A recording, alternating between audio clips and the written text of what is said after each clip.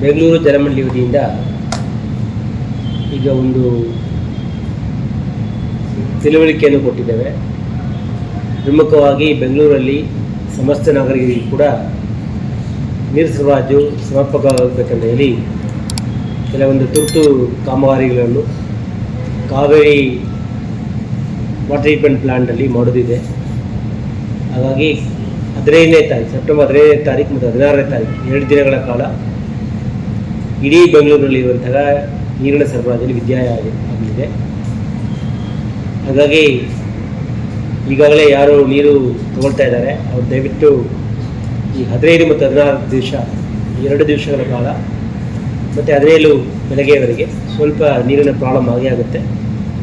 ಹಾಗಾಗಿ ತಾವೆಲ್ಲರೂ ಕೂಡ ಈಗಾಗಲೇ ಮುನ್ಸೂಚನೆಯಾಗಿ ಇರುವ ನೀರನ್ನು ಸದ್ಬಳಕೆ ಮಾಡೋದಾಗಲಿ ಅಥವಾ ನೀರನ್ನು ಶೇಖರಣೆ ಮಾಡ್ಕೊಳ್ಬೋದಾಗಲಿ. ಮತ್ತು 15ನೇ ತಾರೀಕಿಂದ ಸಪ್ಲೈ ಪ್ರಾರಂಭ ಆಗುತ್ತೆ.